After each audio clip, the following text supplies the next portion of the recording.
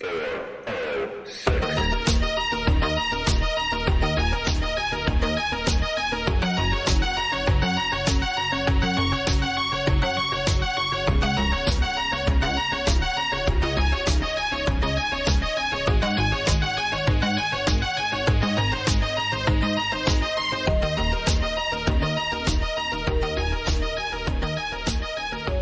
Good evening, ladies and gentlemen, and welcome to the 411 from 406.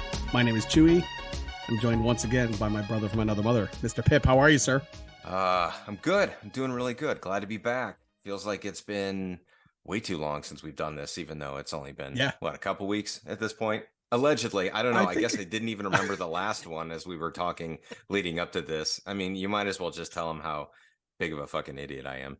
So no, you're not. No. But here's the thing. I understand why it happened. So the last episode that we recorded, we didn't do a deep dive, but we talked all about Scream 6. And when we were kind of getting ready for tonight's show, Pip, we kind of shared some text back and forth. And Pip sent me a text. He said, "Hey, we could talk about Scream. It's been a while, but we could still talk about it." And I was just like, "Didn't we talk about Scream?" And he's like, "No, I don't think so." And well, I tell you what, though, you had me convinced that I was misremembering. And so then I went back through my notes. I'm like, God, I had a conversation with somebody about Scream 6 because I've got notes. I've got all sorts of stuff. We think we got to the bottom of it, right? It appears that you have a file on your computer.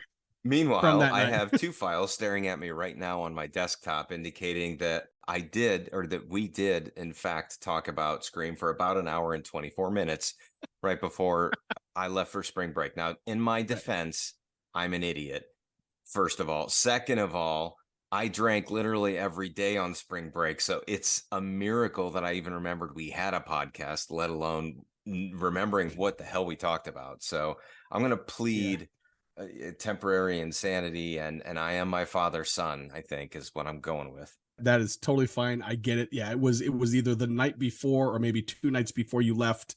And I know you had a long drive down and a long week. And you've been through a lot since then. So no worries. Whenever we can release that, that'll be great. At this point, I'll be really looking forward to it because I don't remember what we talked about. So clearly, I didn't even remember we even talked. So It's going to be a surprise to both of us. I'm going to be in the production process and think, man, this is a great episode. Who did this? So just at a very, very high level. We talked for a minute, an hour and 24 minutes. So I don't think we need to really go into it. But at a very high level, what'd you think? Did you enjoy Scream 6?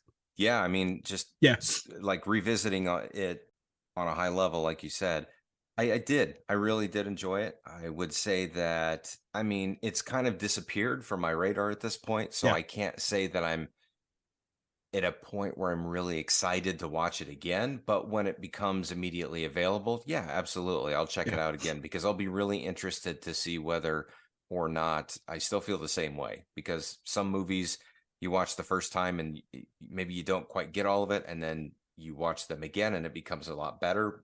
Other times you find that maybe you were caught up in the moment, and upon a second watching, it's like, maybe it's not really as good as I thought. But I think this one will hold up. I don't really have a lot of concerns about that, but I still haven't really heard any news about the next movie. I saw some clickbaity kind of stuff posted about Matthew Lillard, but I didn't know if that was real or not. Did you see that? I think was it posted on Scare Tissue? Actually? I probably that was probably me that shared it. Yeah, and it was a clickbaity thing. It was a headline that he was quote unquote confirmed for Scream 7. Well, Scream 7 I don't think is technically confirmed, other than the guys that did Scream 6 said that they would be willing to do Scream 7, but that's very different than a confirmation.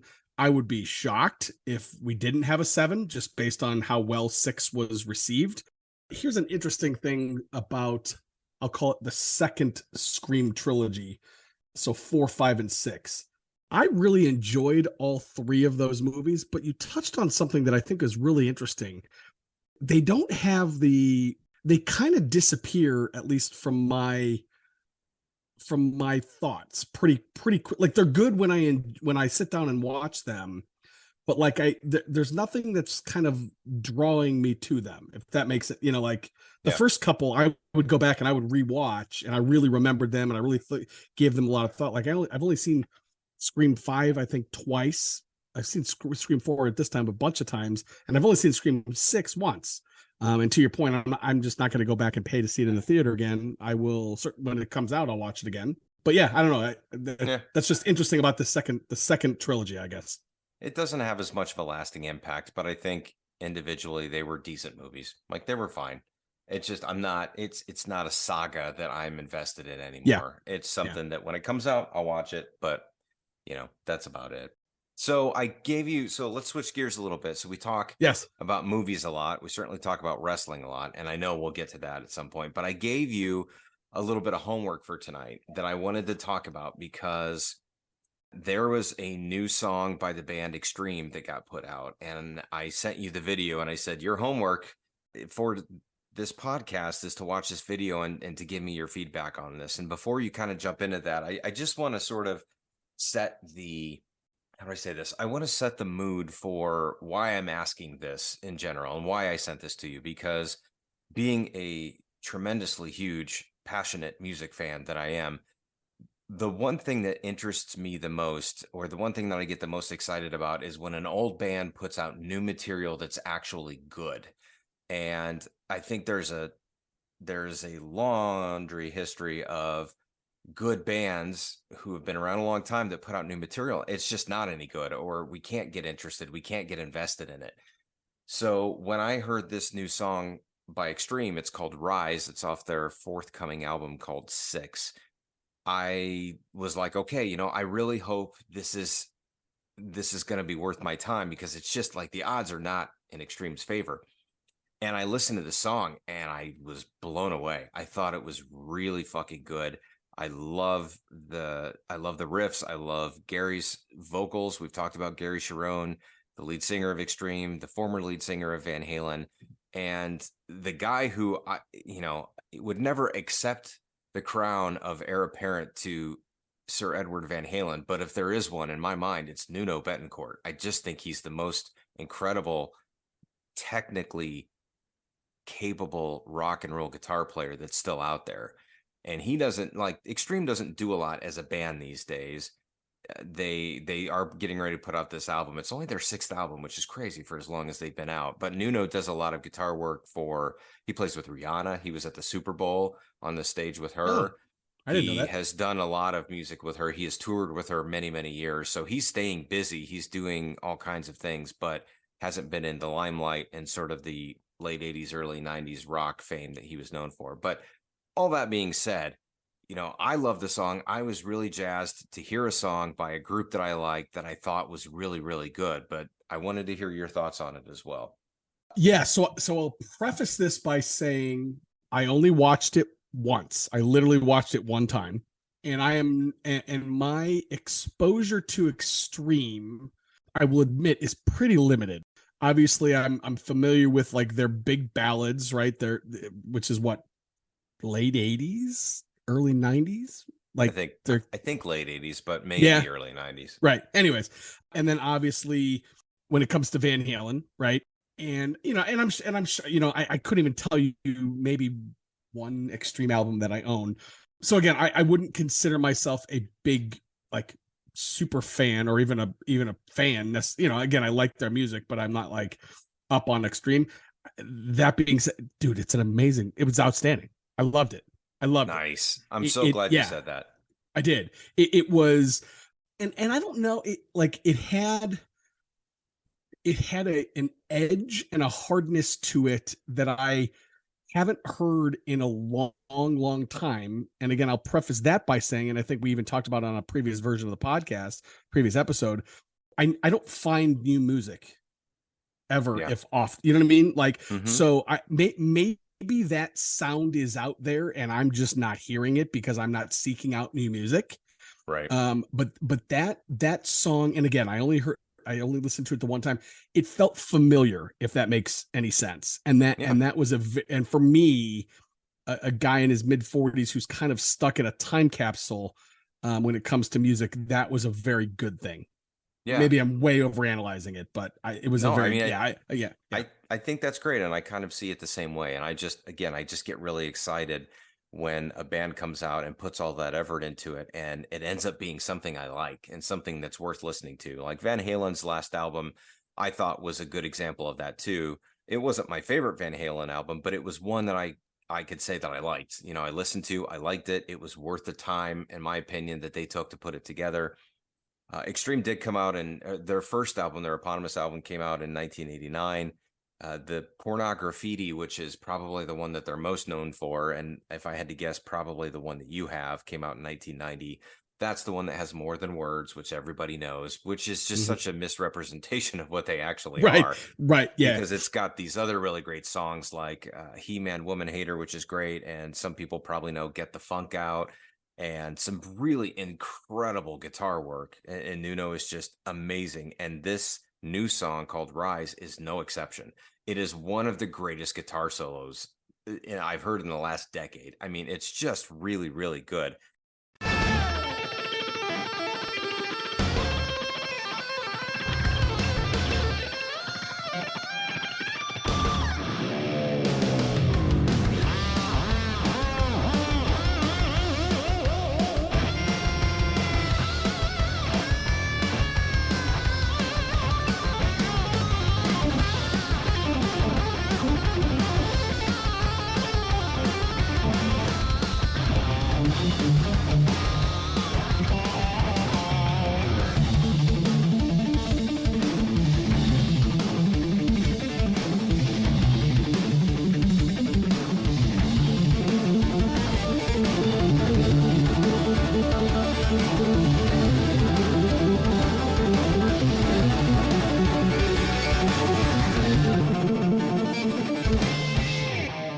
Part of me wants to say that it's a love letter to Eddie Van Halen because he was obviously a huge fan of Eddie, and he has a playing style that is very complementary to what Eddie Van Halen did. It's different, but it's very, very similar. And to me, I hear a lot of that. I hear him saying, you know, goodbye and I love you to Eddie Van Halen when I listen to this solo. And I just think that I think it's really great. And I hope the rest of the album is that good. I would even consider buying the album if that were the case. But, you know, Extreme is also a band that does very different types of music, even within the same album. So some of it you may listen to and think, wow, this is really great. And others you might think, oh, geez, like this is really weird. Like they have this album called Three Sides to Every Story, which was their third album that came out in 1992. And they've got a song called Rest in Peace, which is just phenomenal. I think it's one that you would really like if you haven't heard it. But then the album kind of dovetails off into other areas. So it's kind of all over the place, but ultimately I was really excited. I was happy for that. Yeah. So I genuinely don't remember if we talked about this on the Lost Scream podcast, and obviously you're not going to remember if we talked about it either. That's fair. So on the previous podcast before that one, we had a conversation about New Music Day or New Vinyl Day. You were very I'm sorry, Record Store Day. Yes. Yeah. And I wanted to follow up on that because so did that day happen? You were all jazzed about a Van Halen album that was coming out, and we had a conversation about remastered versus remixed. Yeah, remixed. Right. Yes. So did that happen? Did that day happen? Not yet. It's actually next weekend. It's so I'm gonna go next Saturday morning and stand in probably what's going to be a very long line in hopes that they even have that album in the store, which I don't know. They're only so Van Halen, as we kind of talked about, is re-releasing their entire Sammy Hagar catalog, remastered, at minimum remastered. I don't know if any of it's going to be remixed. They haven't announced anything else other than this first release, which is coincidentally going to be the Live Right Here, Right Now album, because it falls, I think, on the anniversary of when that was released. I think that came out in 93, if I'm not mistaken. That would be when we were in high school. So yes, that would be, that sounds correct. It was a live album of the recording of the tour that I believe they did 91, 92. And the album itself came out in 93. This is 2023. So it's the 30, Jesus Christ, it's the 30-year anniversary of that album. And so that's the first one that they're releasing, and they're releasing it in a special red color variant. So like the actual record itself is going to be red instead of black. And they are producing approximately 7,000 copies of it, which is a pretty good sized amount for a record store day release.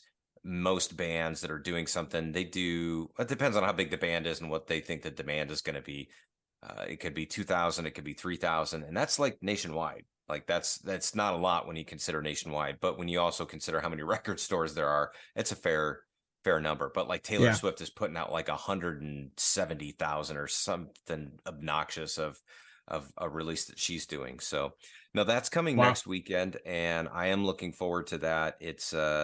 It's going to be long overdue to fill out my record collection with some Sammy era Van Halen, at least some good sounding versions of that. Okay, so that's like this Saturday, or not like 2 days from now, but the Correct. Saturday that I'm actually going to be in Indianapolis. The Saturday that you're going to be in Indianapolis, I'm going to be standing in line to buy a record. So yes, but I mean, I'm still going to try to see you, of course. But that is that's one of those things that once it's gone, and it never comes back. So no, I don't blame you.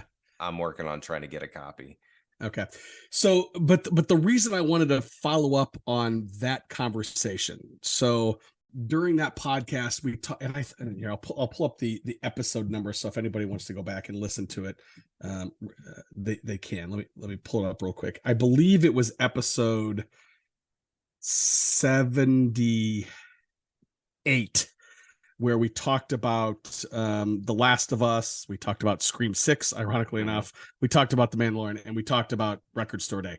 And we had a brief conversation about, I was asking you some questions about like how you listen to music these days, and do you sit down and do you actually like take in music and those kind of things. So I won't rehash that here, but I sent you a text on I think the Friday, maybe the week after that, and I said, so I have to tell you, after our last pod, I sat down this AM, admittedly in the car, and I really listened to Thick as a Brick. If you're not familiar with Thick as a Brick, it is a 43-minute, technically one song album by Jethro Tull, and I got really into that album when I took a history of rock and roll class at IU. And it's just kind of one that just kind of struck me at that certain time of life, and it really means a lot to me, and whatever. And so I said, I know it makes me sound like a sappy bitch, but it legit brought me to tears. Music has an amazing way of transporting you, huh? And so again, we talked about that on the podcast, and so I wanted to kind of follow up and thank you for making me re-engage a little bit with music in a way that I hadn't done in several years. Again, it was kind of a cheat because I went back to an album that I know and love, but again, it really did. There's a couple choruses in that song that it brought tears to my eyes that morning, because I was legitimately like listening to the music and engaging with it in a way that I haven't done in probably 10 or 15 years. So I appreciate it. Thank you.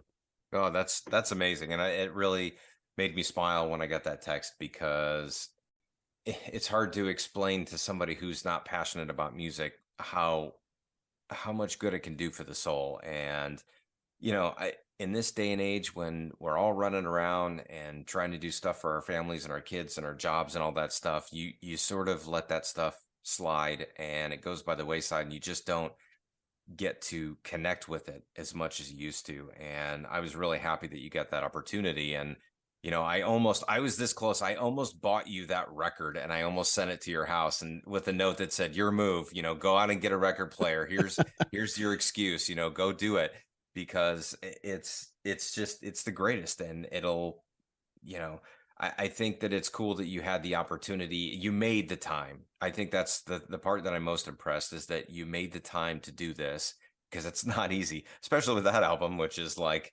just under an hour long.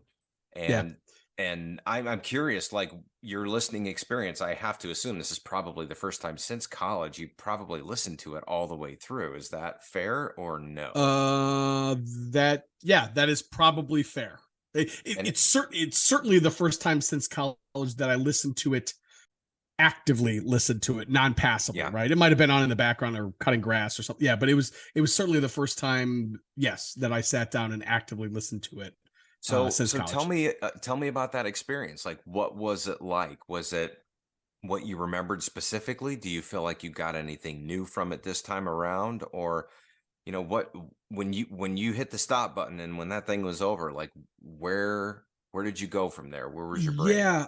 So that song, and it's funny, if you pull it up on Spotify, they've actually got it broken up into several songs, and I think that's probably just because it's much easier to digest that way, right? Versus one 43-minute, just playthrough. But if you listen to it like on Spotify or Apple Music or whatever, it like there is no breaks in it, so it'll literally go from one to the next, and it Yeah. just kind of keeps going. And so I really became, I really was engaged in the story as much as you can be. It's a little bit trippy, but I was engaged in that. And what music does for me, especially if there's a song or an album that I really, really connect with, it brings me right back to that time in my life that was so special. Like it's almost like that moment in time is inexorably connected to that song, right? Mm-hmm. And there are, and I think we've even talked about this on the podcast, God, years ago at this point. But there are several. There's, I don't know, for me, there's probably a half dozen songs where, like, if when I hear that song, it's immediately that point, that day, that moment in my life that takes me back to every single time I hear it. And this time there was some of that for sure. I'll be honest with you. There was a little bit of sadness, and it wasn't because it was a sad time in my life that it was taking me back to, but I think it was a little bit of regret, or a little bit of, call it midlife crisis, call it, you know what I mean? Like, you think back to a time, especially with that song, I think back to a time when I was in my early 20s. And so it was pre kids, and it was pre marriage, and it was pre jobs, and it was pre responsibility. And it was like, when you're in college, you're looking forward at kind of what your future is. And then now in your mid 40s, you are, not that all your decisions are made and not that all your story is told, but it's just a very different, right? It's just a very different outlook on life. And so sad is probably the wrong word, but it was just, there was two or three very specific sections of that song that, as I was singing the lyrics, like legit brought tears to my, I like they choked me up.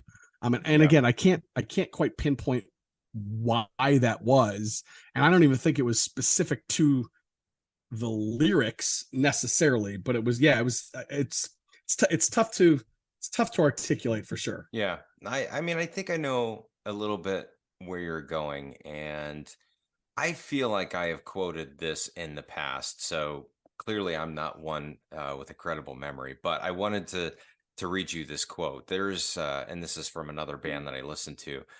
There's this Japanese term called mono no aware, and I'm not pronouncing that very well. It means basically the sad beauty of seeing time pass, the aching awareness of impermanence. These are the days that we will return to one day in the future, only in memories. And that, to me, every time I read it, it's so powerful, and it gives me, the goosebumps and all that stuff. But basically the idea that we can all become lucid to the point where we realize everything is temporary, everything will pass, and the beauty, that there is a beauty of it. It's a sad beauty, but it's something to behold, I think. And I don't know if I'm just really stretching by trying to put something of a explanation on what you're trying to say, but I mean, I think it's, if it were me, and I was having the same experience, it would be because I remember how that made me feel back then, and that's not a thing anymore. Like, it doesn't exist now the way that it did. And I love it for that, but I'm also sad for that as well, if that makes any sense at all. No, it makes total sense, and I think there's, whether it be conscious and probably more subconscious, I think there's a lot of validity to that. It is, because again, don't get me wrong, I love my life. I love kind of the choices I've made, and like Yeah. kind of the trials and tribulations that have gotten me where I am, and it wouldn't change anything, right? But to your point, there's still this there's still this realization, and it's a realer realization as we get older, that time and life is finite, right? I mean, it just kind of is inherent in Yeah. what it is. And when you're thinking back to a time 20 years earlier or 30 years earlier, you just realize that, oh my God, you've lived those 30 years, right? And you're not going to live them again, right? So Right. Yeah, um exactly. And this is especially, I think, as a song is a really great nostalgic key, if you will, back to that time period. And I think mhm. if because you probably don't listen to Thick as a Brick very often, when you do sit down and when you do listen to it, you're probably overcome with some level of emotion because you haven't done that. You haven't had that specific experience for almost 30 years or 25 years, whatever you want to call it. So I have to think there's some sort of subconscious realization that, oh man, like life is very different. And Yeah. I'm in the same boat. Like I wouldn't trade what I have now for anything, but I have very romantic visions of the past. Like I loved my life when I was in college. Like it Hmm. changed everything for me. My friendship with you, my friendship with all the other guys, living at 406, doing all those things, like that was such an important part of my maturation as a human being that anything that takes me directly back to that is both wonderful and really powerfully sad to some Yeah. degree. Yeah. Yeah. And that's just Absolutely. all those emotions combined. And yeah, I could see why you might be moved to tears because it's everything that you weren't really expecting to feel just kind of Right. come in all at once. Right. It's funny. So there's a couple specific lines. I'll read you one just kind of reprise in this song, I'm not even going to attempt to sing it, but so come on, your childhood heroes, won't you rise up from the pages of your comic books, your super crooks, and show us all the way? Make your will and testament. Won't you join your local government? We'll have Superman for president. Let Robin save the day. And again, that I realize that that's gibberish until you recognize, at least for me, I joined my local government, right? I'm not suggesting I'm Superman, but I don't know, it was ironic, and that Yeah, was one of the that's ones cool. that really kind of got to me. Yeah. So But Robin, though, but like I yeah, feel like Batman is the same syllables. I don't know why they would go with Robin, but okay, that's fair. I who am right. I to judge? Judge the flute playing Jethro Tull, huh? Right. There you go. But So let's see. So you immediately left after the lost Scream episode, the and, alleged and the, podcast we did. the right, and then you went on spring break. How was spring break? Was it awesome? Was it everything you wanted it to be? It was great. We had a Yeah. fun time. We went down to Anna Maria Island in Florida, which is just south of St. Petersburg on the Gulf Coast, and spent some time down there. And it was great. We had our immediate family. We had my wife's sisters and their family. We had some neighbors that live right behind us. We had some friends that lived down the road from us. So we had a good, solid showing of people that were there. And it was very much a come and go as you please type situation. You know, we were two doors down from one of her sisters, and we walked down there and spent time swimming in their pool. And we were 2 blocks from the ocean, so we'd walk down there and spend a lot. I mean, we were at the ocean almost every day. Weather was beautiful. There's this bar within walking distance of where we stayed called the Freckled Fin, which was great. It's this dirty old Irish bar.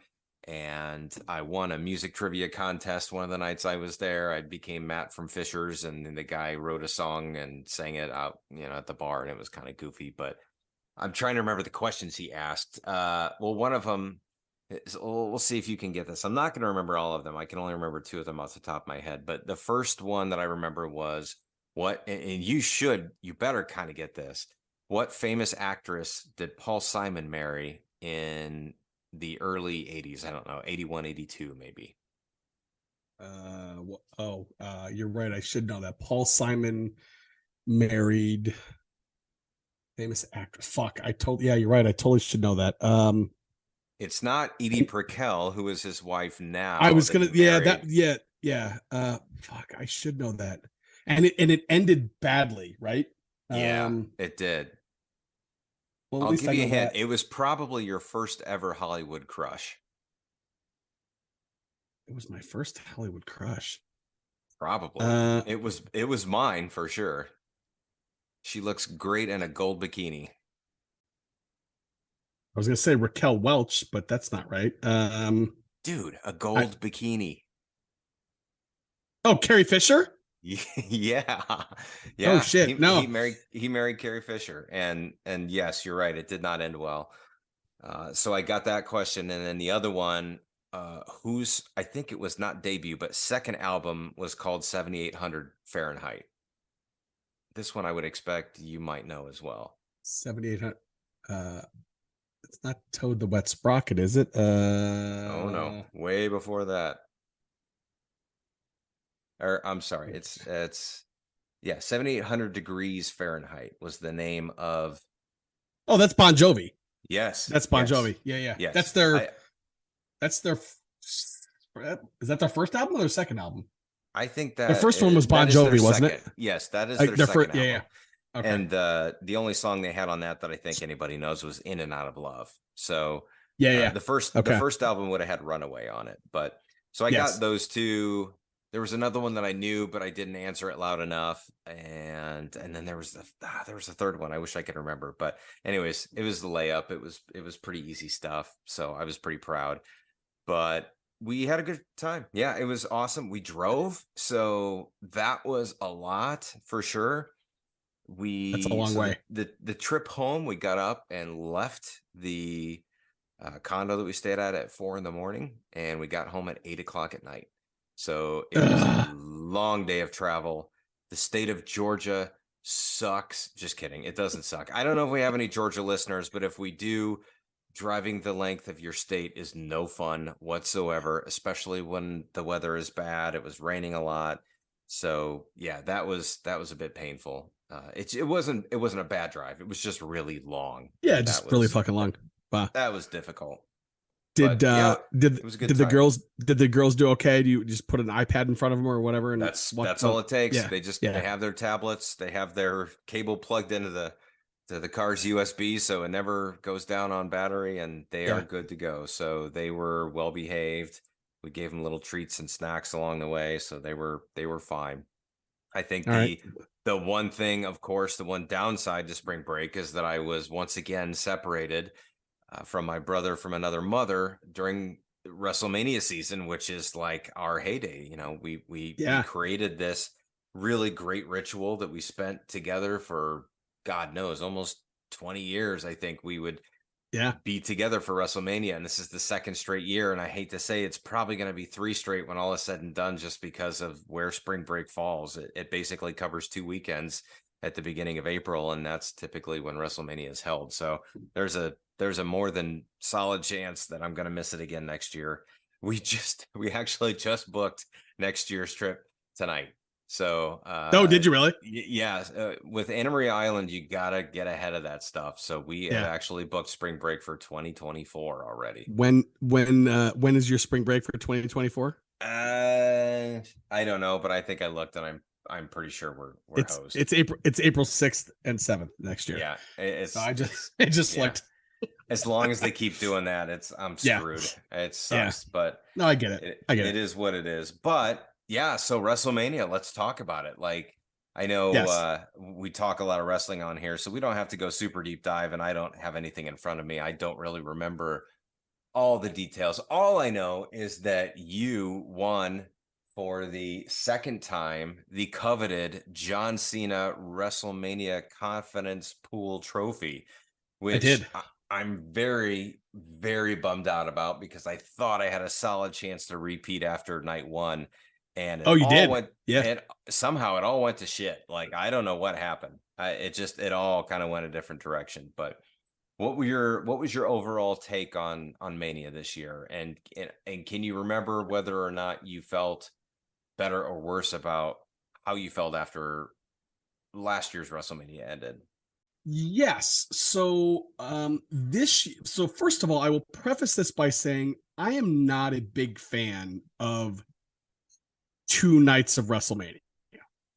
That doesn't mean that I don't enjoy watching 2 nights of WrestleMania, but I prefer it to be a single night.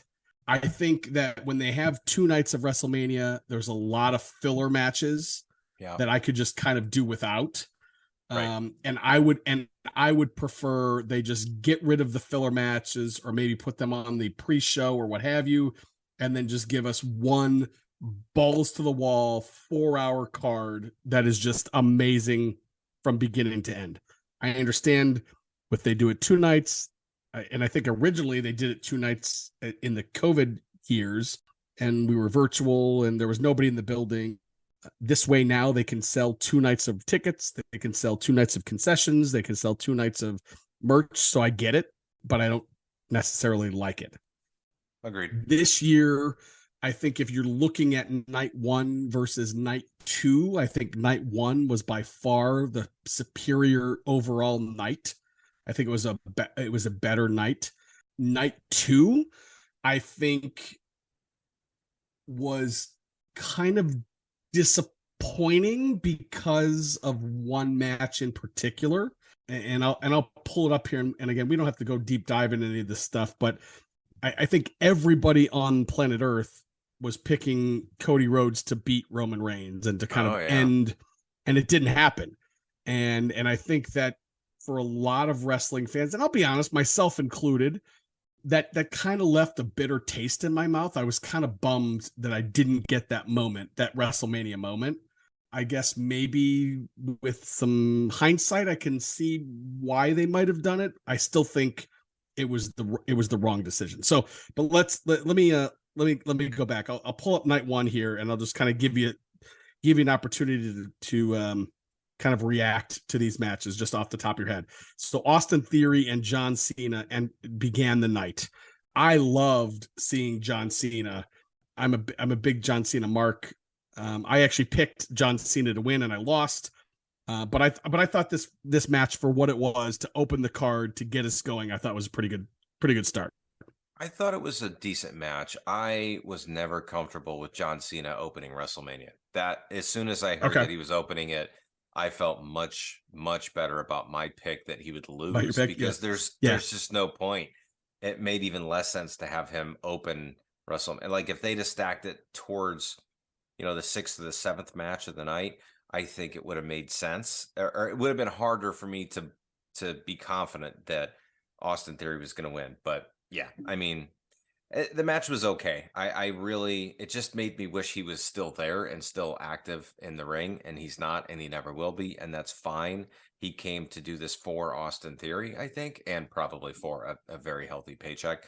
But ultimately, it was okay. It was fine. I didn't hate it. It was, I would say borderline, maybe it's a filler match. It comes close. It wasn't quite that, but I just don't think that him coming back had the impact that maybe they hoped it would to help push Austin over. I hope it does, because I think Austin Theory's good, and I'd like to see him, continue to get pushed. I think if WrestleMania was one night, I think you're right. I think this is a filler match. If WrestleMania, it's still on the card, but I think I agree. So the next matchup is a 4-way WrestleMania showcase with a whole gang of Street Profits and Braun Strowman, and it doesn't, nobody cares. It doesn't matter. Lasted 8 minutes. Seth Rollins and Logan Paul. I'll be honest with you. I continue to be impressed by Logan Paul in the ring. I mean, I am never a fan of the celebrity wrestlers. Like that kind of thing always just sort of, like, even the Bad Bunny thing, which he did fine, whatever. But like it historically, it just doesn't resonate much with me. But Logan Paul, for some reason, is different. And I don't know if it's because his in-ring ability is that good, or if he's just such a good heel, because he really is. I mean, he can out-heel The Miz as far as I'm concerned, and that's impressive. He does a really good job with that. I thought that was a great match. I was really excited. I was glad that I called it. Think they made the right decision to keep Seth Rollins over Logan Paul for that. And that one was, I'd say, a mini highlight of that night. It was probably my 3rd favorite match on the card for that night. Okay. Let's see. Next up was a 6-woman tag team match. Trish, Lita, Becky Lynch, Damage Control. Again, to me, this is kind of meh. I didn't really care. I was happy that Trish won, but I don't know. This was another I could skip it. Yeah, I was the same. I mean, this is a way to get all of these all of this talent on the card, I think. And I Yeah. mean, this is in 4 matches we've had 2 massive tag matches, and it just, I don't know. It was kind of whatever. And of course, things have already they've already lost the tag team titles since then. Did you see that? Yeah. Trish turned heel, and that was interesting. Although I kind of called it as I was watching Raw the other night. I saw it coming. The way that they set it up was a little sloppy, but that was fine. I agree. So let's see. Rey and Dominic Mysterio. I don't like the Dominic Mysterio character. They're trying to do a father-son thing. They're trying to make us care about it. For me, it was a decent match to watch. I didn't care about the story at all. And it went like almost 15 minutes. I was glad Rey won, especially as a Hall of Famer. Yeah. I was actually kind of a little surprised that Rey won, if I'm being honest, but I didn't really care about this one. Yeah, the story's terrible. It really is. They're really dragging it out, and it's not that interesting. But I will say, I think Dominic had a good match. I think the combination of him and his dad in the ring really made him look good. I don't know that he is good, but it made him look good. And I think from that perspective, I actually enjoyed it. I agree. It went on too long. It did not need to be a 15-minute match, but overall it was fine. Next up was certainly the match of the night, I think, in terms of a wrestling match. And let me look at the next night. Arguably, for me, this is the best wrestling match of the entire WrestleMania night. Yeah, it really was. Rhea Ripley beats Charlotte Flair. I mean, damn. I mean, those two gals left it on. I mean, it was, it doesn't hurt that I love Rhea Ripley. I also arguably think that Charlotte Flair is probably going to go down as the GOAT on the female side. I think so too. Right? I really do. I think she's going to win it back at some point. I don't know if it's Backlash or SummerSlam or whatever, but like they're going to give her the most title wins by the time she walks out of the door. Yeah. And it was a fantastic match. It was, but I'm not even talking in terms of titles. I just think she's the greatest female wrestler of all time. I agree. Character, gimmick, all that stuff. She is top notch. That was really good. Next up, we got Pat McAfee coming back, and he beat the Miz. I feel bad for Miz. I'll be honest with you. I really wanted to like this because I do love Pat McAfee and I do love the Miz, to be honest. But this whole thing was just kind of sloppy, and talk about filler. Oh my God. Even though it said the match was 3 minutes and 40 seconds, like the lead up to it was probably a solid 10 minutes or something like that. And oh God, I felt bad because I'm like, I don't want to watch this. I don't want anything to do with this. And I feel like when it comes to bringing somebody back to do yearly spots at WrestleMania, I'd much rather have The Undertaker than Pat McAfee because I just don't care to see Pat as a wrestler. I want to see him on the mic, or I want to hear him on the mic, but he doesn't do anything for me in the ring. Like, he's fine. He's serviceable. He can jump off the top rope and do a flip and all that kind of stuff. But like, you can't sell me that he's a credible wrestler, that he gets in the ring once a year and can beat people like the Miz. Like, I feel terrible for the Miz. I agree. Like, that's for him. That's the thing that bums me out, because didn't he lose like one of these matches last year or the year before too? Like, he always seems to be. You know what the Miz is, and this is going to be, but you'll get this reference. He's a modern day Bobby Heenan. He just kind of gets beat up on. Yeah. Obviously, Bobby wasn't a wrestler. I'm not suggesting that, but like. Well, he was, but we know him as being more of the manager, that he's sort of buffoonish and talks a big game and then gets his ass kicked all the time. Right. Yeah. And I think I don't think the Miz is there yet. I don't think he's to the point where he can't still perform in the ring, but that's how he's being used. And that's so disappointing for me. Yeah. I will say Miz, in my mind, is a first ballot shoe-in Hall of Famer. Like, I mean, in my opinion, like, he's just. I think so. I think he could be. I think he could still have another title run in him. I think that I agree with that too. Possibly do that. Yeah, I really do. But I think they got to clean up his gimmick, though. Like, it's too goofy. Like, they need to make him serious again. That whole thing has run its course for me. So I want to see him take on something different and really give a shot, because I think he could do it. Yeah. And then they closed the evening with certainly the best moment of the night. Yeah, for sure. Kevin Arguably Owens. the whole event. Yes, yeah, and it was a good match too. And I don't even like tag team wrestling typically, so the fact that I put Kevin Owens and Sami Zayn beating the Usos, I think what set this one apart was the story was so well told, not just in the match itself, but leading up to it. It's been going on for a year in some way, shape, or form. It was a great story and a great way to end the night, I thought. Fantastic match. Unbelievable. I think we all knew what was coming, and we all were really excited about this. And they told the story not just through the everything that happened up to this point, but in this match, the match itself, the spots that they had told a really great story. And I was so excited when they won. It was great. Like, I kind of knew it was going to happen again, so it didn't really come across as exciting, but it didn't come across as a surprise. But I definitely thought it was the greatest match of the night for sure. I mean, with the Rhea Ripley Charlotte Flair match being a very close second. Yeah. So let's see. So let me pull up if I can find it real quick. So again, we do a confidence pool where we pick. Not only are we picking who we think is going to win the matches, but we put a rank on each of our picks. So this night there was 13 matches on WrestleMania. So basically, you're not only choosing your match, but you're choosing how many points from 1 to 13. You actually, and you were big time in the lead, you wagered 60 points on night 1, where and so you only had like 31 points coming back on night 2. But again, you picked an almost, let me take a look here. I missed one match. I missed the guys tag match. Yeah, and you only put 1 point on it. So like literally you were about as close to perfect as you could have been on night 1. Yeah. Coming out of night 1, we start night 2 with Brock Lesnar and Omos. I think we all thought this was going to be terrible. It was only 4 minutes and 55 seconds. It was just as terrible as we thought it would be.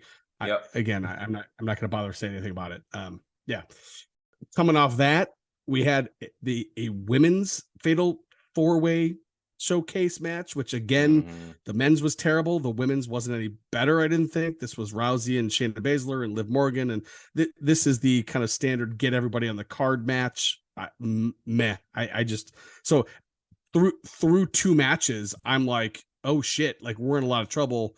I hope the rest of the card is better, because I was not happy after 2 matches. The third match of the night, I think, is probably my favorite match. Certainly my favorite match of night 2, might be my favorite match of the entire event. Oh, wow. It's Gunther, Sheamus, and Drew McIntyre in a triple threat for the Intercontinental Championship. These 3 guys, if you don't know Gunther, you might not. Gunther, whatever the fuck they call him. These 3 guys beat the shit out of each other. I mean, like legit beat the hell out of each other. And it's 3 huge guys that you would not want to see in a bar fight. I mean, and right. I don't know. So a little side note. So Pip and I both play this WWE mobile game called WWE Champions. And Gunther is like the guy that I use probably more than anybody else in that game. So I was rooting for Gunther, but I don't know. I just thought this match was great. I mean, there's not a ton of story here, at least that I'm familiar with, but I thought it was outstanding, and it was so physical. It was, I think, probably by far and away the most physical match of the entire card. It was. I thought it was great.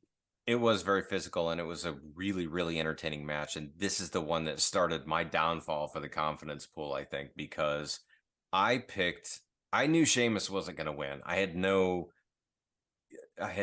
confidence that they were going to put the belt on him, but I did think they were going to take it off Gunther, because honestly, the guy is crushing it right now. He's doing so good. He lasted almost the entirety of the Royal Rumble. He's had some really epic matches over the past 6 to 8 months. And I thought they were going to take it off of him so that they could maybe push him to a title run, because I thought Cody was going to win, as did everybody else. And then maybe this could be Cody's next foil, right? Sure. And and all that made perfect sense in my head. So I'm like, yep, it's gonna be Drew, because they don't want Gunther as the Intercontinental Champion to have to go after the World Champion. And that wouldn't really make sense. They've done it before, but they could very cleanly move that off. So I'm like, oh, Drew McIntyre, he's had I don't remember if he's been the Intercontinental Champ, but obviously he has been the World Champ. Yep. So yeah, you could put it on him. I think people would get behind that. No questions or concerns there. And they let Gunther keep it, which is interesting to me, because it's like, all right, well, what are they doing? Where are they going with him at this point? Yeah.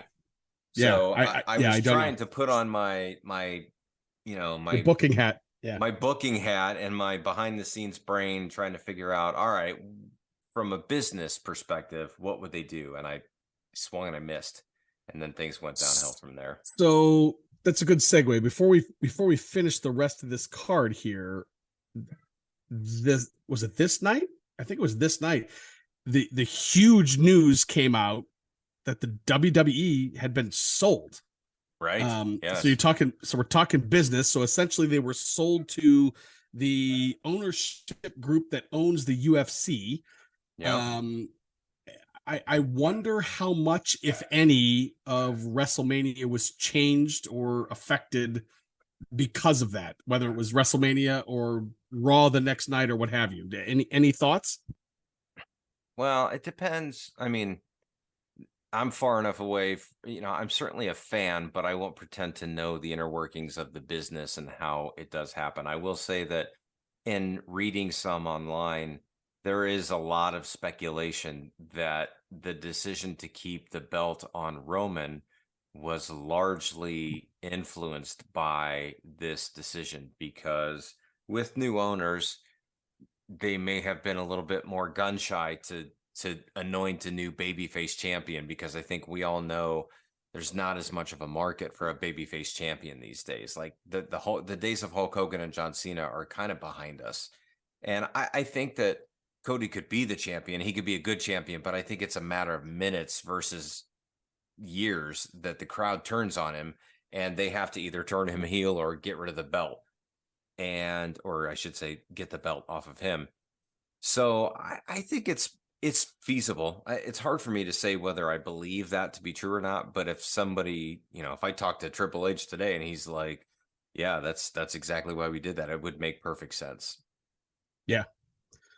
Yeah. I again, I know we've talked on the podcast a couple times about Vince and kind of our thoughts about Vince.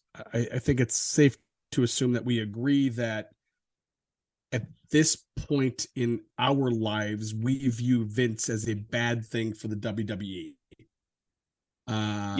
Yeah. I think creatively speaking, he's not what we want to be spearheading this initiative anymore. Yeah, and so I mean, to see that the WWE was sold, I'll be honest with you, scares me a little bit. But I fully understand that I am probably not. I'm not probably. I'm not the demo anymore that they're going after. Right. Right. Yeah. And furthermore, even though it is I don't think it's any longer a publicly traded company, or it won't be if it's, they're still in the business to make money. And if they think this is the best business decision, then it doesn't really matter what I think. Right. And so, yeah, I'm not quite sure where we go from here. My perception of the Raw after WrestleMania was it wasn't very great. No, I think terrible. part of that, I think part of that was because of how we ended the night here with Cody. I guess here's what I will say. I am not as excited post WrestleMania as I'm how do I even say this? I'm less excited coming out of this WrestleMania than I've ever been coming out of a WrestleMania that I can remember in any sort of recent history. Yeah, well, especially if you compare it to last year, because if you remember last year, this is when Triple H started to take over. Like last year's WrestleMania was probably still Vince's in a lot of respects, but like Triple H was calling the shots behind the scenes, and last year's WrestleMania was one of the greatest WrestleManias. I mean, it was outstanding. It was top to bottom. It was fucking epic. And I can't say that about this one overall. I mean, Yeah. I like this one. I do think it had some really great highlights, but as an entire show from top to bottom, it doesn't it didn't hold the same sort of weight. And yeah, so I think that there could be some concerns there. Not that the product is going downhill or that they're going out of business, but it's like, okay, Vince is back at this point and the company's been sold. So we're all just kind of sitting here twiddling our thumbs a little bit, wondering what's going to happen next Yeah. and what, yeah. So I don't know. Like, it'll be interesting to see where it goes, but I understand why you feel that way. Yeah. Okay, so back to the card. Next up, we got Bianca Belair and Asuka. Were you watching this with your daughters? I know your daughters are big Bianca fans. They do. They both love Bianca. No, they were not No. here for this one. I don't remember what time at night it actually started, but I think that they were either in bed or they were over at the the other house swimming. So no, they didn't see this, but I thought the match was pretty good. I was really disappointed that I felt like they were going to take the belt off Bianca, and this was the perfect opportunity, especially because I think Rhea Ripley was the fan favorite to win against Charlotte. I think Bianca was the fan favorite to win against Asuka, and so I thought naturally they would go against the grain on that to say, well, we're not going to let the fan favorites for both the women's titles walk away with the belts, and they did. So, I mean, it was what it was. It was an okay match. Didn't really blow my mind. I mean, it was long. It was like 16 minutes. So yeah, it is what it is. But yeah. So next up we get the second loss of the weekend for the Miz. Now it was technically a loss to Snoop Dogg, but I think it's very fair to say it was supposed to be a loss to Shane McMahon, who came out and promptly blew out his MCL or ACL or something. It was clearly. Was it okay? I think he wrecked his crop. I think he wrecked his quads the same way that Vince did that infamous time that he ran in the ring and then couldn't stand up. Yeah. And it was not funny, but I was sitting there with my brother and Grayson watching it, and we're going, that didn't seem right. And then like they literally never showed Shane again. I was like, oh, that wasn't supposed to happen. Right. I have to give huge props to Snoop for stepping in and essentially creating an impromptu match. And, with the exception of maybe 10 seconds, it didn't feel wrong. You know what I mean? Like if it hadn't been for this, they had me going there. Like I thought maybe they were working it because Snoop went right into the whole rock stick and did the finishing move and all that. And that was actually pretty well done. I do love Snoop. But that was tragically embarrassing. Like it was just bad. I guess first of all, like I don't count Pat McAfee in this, but in terms of like surprise returns, like people who you weren't expecting to see, the best thing we got the whole fucking event was Shane McMahon, and he blew out his quads. He blew out his quads. That was so bad. I mean, I just feel bad that they didn't try to do a little bit more.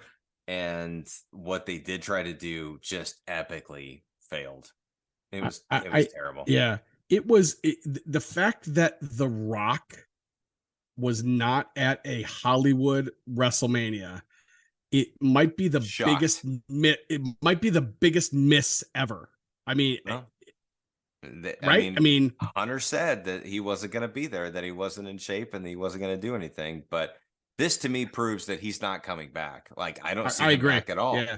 Like this was his one opportunity to sort of cement or put a bookend to his legacy, because he could have come back and he could have, even if Roman kept the title and he didn't really interfere. I mean, well, we'll get there when we get to the Roman match, but there was a lot of interference in that match, and I was just waiting. I'm like, The Rock's gonna come. He's gonna come, and he never did. And I'm like, well, he's not gonna come. Like he's not going to be there. There's no point to try to even work him in. This was the best open door opportunity for The Rock to come in and just blow the crowd away. And he didn't even show up, didn't even walk in the doors. Couldn't believe it.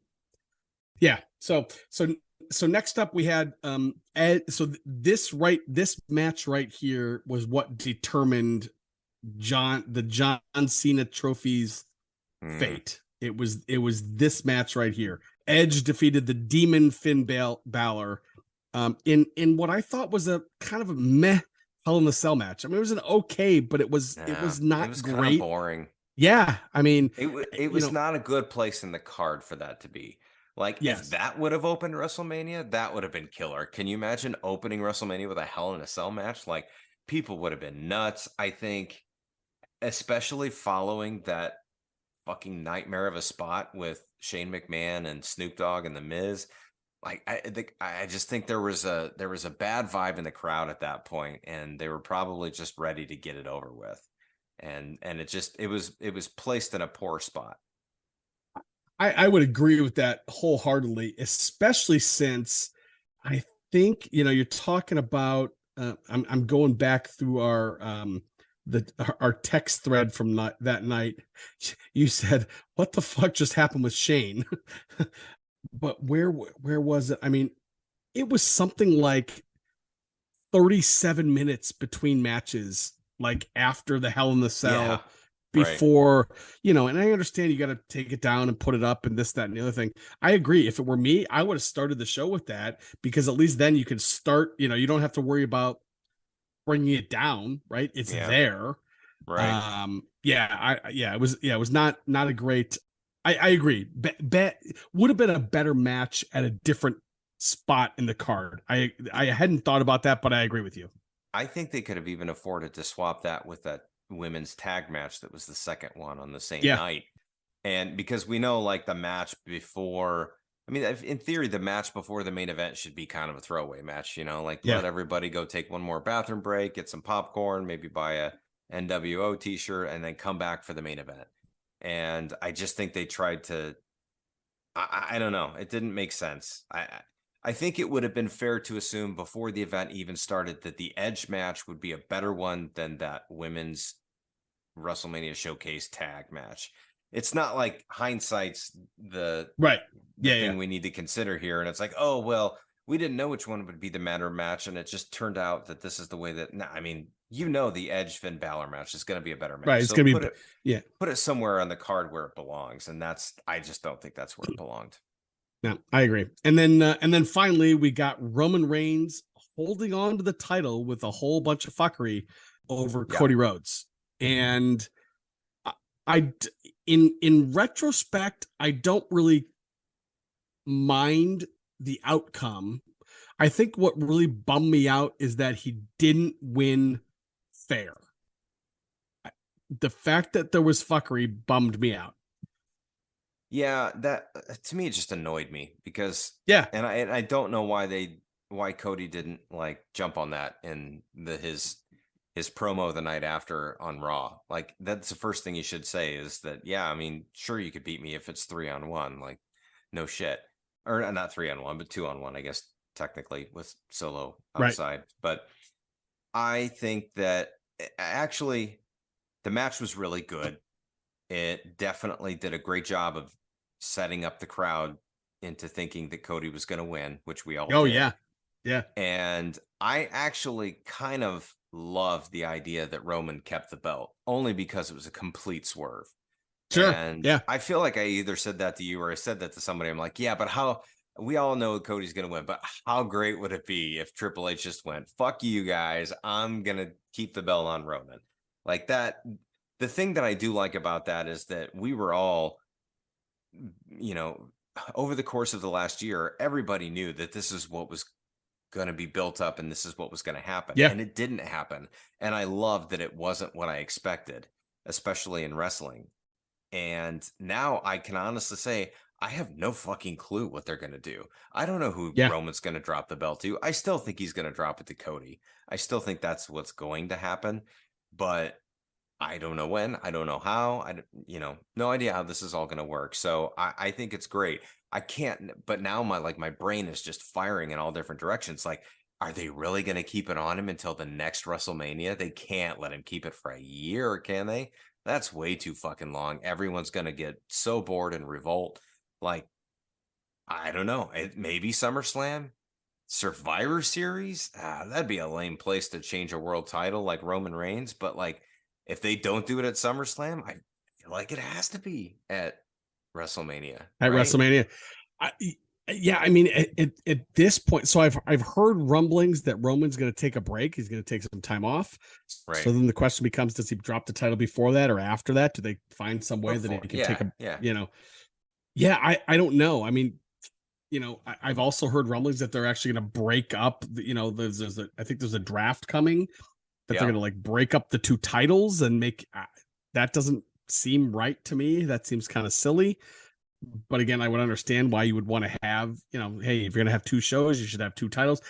Yeah, I don't know. I agree with you.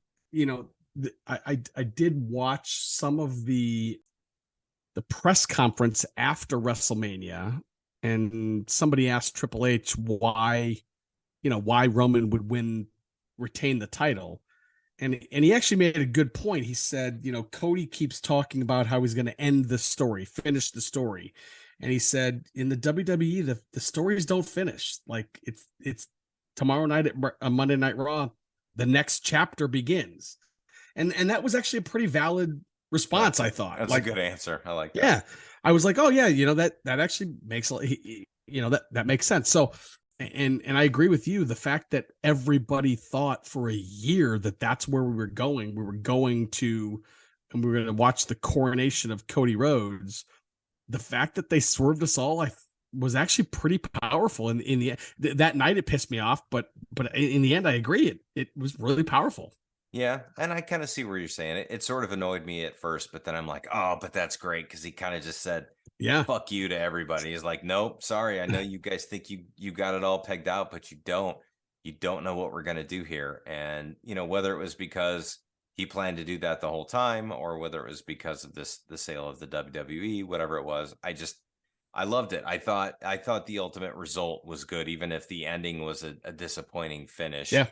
I still like Cody. I think Cody's probably gonna be the next babyface champion, but they did a good job of keeping us all guessing, and I think we're still here. All right. Well, hey, I love these episodes where we just kind of bullshit. I do. It I is love fun. them. Yeah. It is fun. But I Have think you we do give? need to get back to I some was I was kind of just gonna say. thing. I was just gonna I'm say. Have you sort of given any jonesing. thought? Have you given any thought to what the next thing is?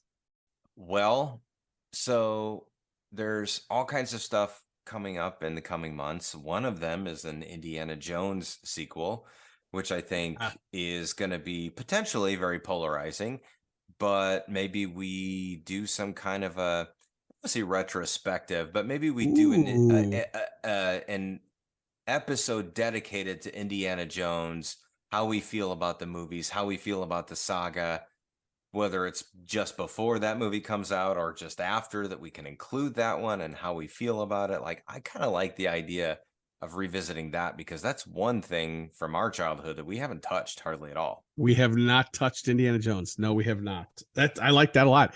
We could do like not necessarily a deep dive on every movie, but maybe a deep dive into the, at this point, quadrilogy, right? At this deep point, dive into the saga. Yeah, a deep dive into the saga. How about that? Yeah. Did you watch the new trailer by chance? I did. It looks great. It looks pretty good. I have to say, it's startling to see the new trailer. So there was one that was just released at the Star Wars convention. It's the one that actually has "Sympathy for the Devil" played by the Rolling Stones. Yeah. And that to me was very jarring. Like to see Indiana Jones with "Sympathy for the Devil" playing, like it's appropriate because it timestamps where we are, because I think at this point we have to be in the 70s with Indiana Jones, not in age, but in terms of decades. And so, that's a song that's probably appropriate, but it really took me out. Like I'm going to have to really go into that, understanding that it's going to be as close to a modern take on Indiana Jones as you're ever going to get, possibly imagine. So I'm crossing my fingers. God, I hope it's more Force Awakens than Last Jedi, but we'll see what happens. Oh, speaking of, real quick, they announced Star Wars 10. Well, no, they didn't. They did. No, it's not Star Wars 10. Well, I guess it depends on how you look at it. What they did is they announced a movie that will star Daisy Ridley that does take place 15 years after the events of Rise of Skywalker. So they Okay. were very specific in not calling it Star Wars 10 because as of now, Daisy Ridley is the only returning character attached to the project. Okay. There's no Okay. Oscar Isaac. There is no John Boyega. So it's a technicality, but yeah, I don't think we can call it Star Wars 10 just yet. But I think Star Wars 10 is coming. I do think that it will happen. I just can't for the life of me believe they won't have enough money to throw at those 3 actors to say, look, of course, we want to do of course one more will. trilogy. Disney has all the billions. They will have no problem being able to do that. So I'll be honest with you. So I saw that release or that, announcement. And I know we went pretty hard on the paint on the prequel trilogy and more specifically the sequel. I mean, we went hard at the sequel trilogy. And that being said, I am really pumped to see Rey as a Jedi Master. I think that's going to be cool as hell. And again, I understand that so if you go back and you listen, for episodes 47, 48, and 49 of the podcast, we do like multiple 3-hour deep dives on each of those podcasts. And we kind of tore them apart. But I'm really excited to see Daisy Ridley back as a Jedi Master. I don't, am I just being a fanboy? No, well, I don't think so. I don't know if I'm really excited, but I like it. I think it's good, but I also think it's good because, by the way, we can still bring Mark Hamill back to be Luke Skywalker. Hell yeah, we can. So from that perspective, I'm very excited because he can force ghost his way into that story if they want him to, and I'm sure they will. I hope they will. I don't know, but I think that could be cool. I think the jury's out. I will say that I was not impressed or that interested in any of the other announcements, which was kind of disappointing. I don't know that the Ahsoka show that's getting ready to come up, that looks kind of good. I could get behind that and get a little excited because they're basically, it sounds like Dave Filoni's going to make an Heir to the Empire movie. It sounds like that's where it's going. Like they're not saying that officially, but Thrawn is coming. And I think the only way to reestablish Star Wars as a dominant sci-fi adventure series is to get another bad guy that people give a shit about. Yeah. And it's not Giancarlo Esposito and the Mandalorian. No. Like it's going to be Thrawn, if anybody. So I think they're moving in the right direction with that, but we'll see what happens. But the other announcements are just like, I don't know. They didn't really do much for me. Like there was going to be, I think my problem is that they said, well, yeah, Kevin Feige is still involved and we'll do something at some point. And I don't remember who all the many different directors attached to many different projects, but they didn't announce any dates for any of the movies. They basically just said, yep, they're coming someday soon. And so they're kind of stringing us along a little bit, which is a little frustrating. I was excited to see the potential quote unquote Star Wars 10. I was pumped about that. So yeah, it could be good. I mean, look, we need more Jedi in our lives for sure. One last final thing. Speaking of Mark Hamill, so I went last Saturday night to see Bert Kreischer, stand-up comedian. Do you know who Bert Kreischer is? Yeah. Mm-hmm. Okay, so he ended his North American tour in Cleveland last Saturday night, and during the show, Bert Kreischer showed a trailer of his new upcoming movie, The Machine, which if you're not familiar with the Bert Kreischer Machine story, stop listening to this right now. Go Google it, listen to it. It's hilarious. Mark Hamill plays Bert Kreischer's dad in The Machine, wow. Which I didn't realize until I saw that trailer live in the arena that night. So I thought that was pretty. I just wasn't. Maybe it was out there. I just wasn't aware of it. That's hilarious. That's really fun. So, all right. So there's a lot of stuff in the future coming up. In theory, this episode is going to drop before the Lost Scream episode, but we've got 2 episodes coming to you in the 406 feed here in relatively short order. This has been great. I'm looking forward to hearing, especially that other one, because I don't remember it at all, and I know you don't either. So so we got 2 brand new episodes coming to you. That being said, I'm Chewie. That's Pip. This has been the 411 from 406. We'll talk to you soon, folks. Love you. See ya. Adios.